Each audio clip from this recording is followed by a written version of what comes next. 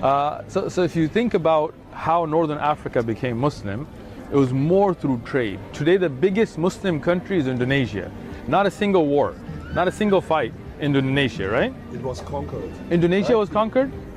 Let me ask you something. Hold on. Can I ask you a question? Two different laws. Can I ask you a question? For the Muslims and for the non-Muslims. No, we don't. No, we don't. No, we don't. No, that is wrong. That is wrong. We don't have two different laws. We give Ahlul Dhimma their laws. We have the freedom. We give them. That is not true. Ummah and the rest. No. Who's the Ummah? The Ummah are all the Muslims. You know what the Ummah of there is two types of Ummah. One is Ummah Dawah, which is all of mankind. One is Ummah Mujtaba, the ones who accept. So you understand what the word Ummah is not just for Muslims. First thing, let me explain it to you because we don't want to just talk, we want to understand. Let me explain. If you look at Indonesia, the biggest Muslim country population-wise, go in history, not a single battle. Not a single battle. They were not conquered. It is true. Okay, you go look it up. There were seafarers from the Arabian Peninsula invading Indonesia? Invading Indonesia. I hate to say this, but you're wrong. It's the same. Can you look it up? Bali is the last rest. Bali is the last rest of the original religion of Indonesia. But through conversion, not through battle. Always a danger. It was not through battle. It's always a danger for Bali. Let me explain something to you. Look, it's always a danger. Look, let me ask you something. Go home. You have Google. Look it up. Okay? What do you mean? You have Google, internet. Yeah. Look up how Indonesia became Muslim. No, please. I'm just saying. If you want to know, I've been to Bali. I've been to Jakarta. I've been to Bali. I've been to Indonesia many a times. Is oppressed by the Muslim majority in Indonesia. Let me explain something to you. If you've been to Bali, let me ask you something. Can a non-Muslim practice their religion or not? What do you mean? In Indonesia, if you're not Muslim, can you practice your religion? Not really. Really? Are you being honest now? Not really. Are you being honest? What can you not do? I'm honest. They don't have temples? What can they not do? In the Near East, there were Christian people. Again, you're not answering my question. In the last few years. What did the Crusaders do? What did the Crusaders do? What did the Spaniards do in South America? Coming back to the places where before Christianity was. So Christianity was in South America before the Spaniards? No, but in Spain. You think Mexico was Christian before Columbus? Before it was conquered by the Muslims. What did the Spaniards do in the Americas? What did the Spaniards do in Americas? You're in America now. In Americas, was there Christianity before the Spaniards? No. Did they not force people to become Christian? They made the same. Did they force people or not? So you're not answering my question. You didn't answer which practice you cannot practice in Indonesia.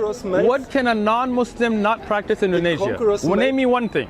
Let me say one sentence. The conquerors in South America, they made the same like the Muslims in Indonesia. Okay, the mistake you have is that Islam, let me explain it. Islam was not spread by force in Indonesia. Look it up in history. In Indonesia today, name me one practice a non-Muslim Indonesian cannot practice their religion. One practice. I'm asking you for one practice they cannot practice. You said Alhamdulillah, it is everywhere. But you said everywhere. Where are Islam not coming up? In the countries in Europe? Let me explain something. In Europe, in Europe, for a short while. No. In the next keep dreaming. Few years. Islam will be the dominant religion there, inshallah. Back to the places where they're coming from. Europeans are becoming Muslim. What are you going to send them back? No. Look at him. I think. And then you tell me, he's from Arizona. Where are you going to send him back to? The most people in Europe are without any religion. I don't know. Statistically, I don't think so, but that could be your opinion. But it's okay. Religion. The fastest growing religion in Europe is tried in the communist Europe to bring back the Christianity. It was I understand. Catholics, I agree with you. Because Catholicism is false. But Islam is truth. So it's the fastest growing religion in Europe. Go Google it. Now, I'll just ask you one question. I listened to you. Can you answer one question? You said non-Muslims in Indonesia cannot practice their religion. Can you tell me one practice that they cannot practice? Just one. It's by law. Yes. That Islam is the obligating religion in Indonesia. That is wrong. That is false. You're told a lie. I'm sorry. Then it's Saudi Arabia. I've been to Indonesia. Saudi Arabia. Look, I asked about Indonesia and you're not answering. You're not answering me.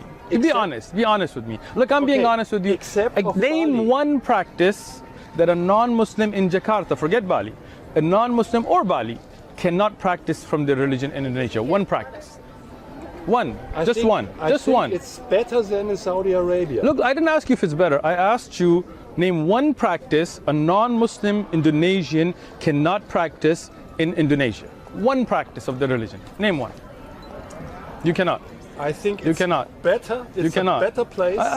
It doesn't matter if they're better or worse. I'm just asking. You said that non-Muslim Indonesians cannot practice their religion in Indonesia.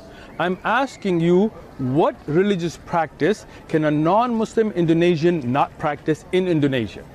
Just name me one practice. I think Bali is the example that they can. Jakarta. Yeah. Ask any place in Indonesia. It doesn't matter. Name one practice. You cannot. You cannot, because that was a false statement. No. Don't give me another example. Answer this example first, please. Look, we're going to be honest, right? We were being honest, right? Honest. I give you just admit one thing. Okay, we'll move to your example. One. Admit one thing first. Turkey. Admit one thing, that you cannot name one non-Muslim Indonesian practice that they cannot practice the religion. You cannot name one. Just admit that, and we'll move to another question. No. First, answer this one. I'm not going to jump. I'm not going to jump. I'm not going to jump until you finish this one. Admit first. Now, if you don't admit, I'm not just going to jump here and jump to Turkey and Saudi and this. Give you the answer. No. At the moment. Indonesia. One practice. Yes. At the moment. Okay. I don't know the future. Okay. But at the moment, it could be possible that you can practice another religion in Indonesia except of Islam. Thank you. He admitted it. His statement was false. Yeah. He admitted. No. Let's just stop. Let's just stop. At the moment. At the moment. I don't know the future either.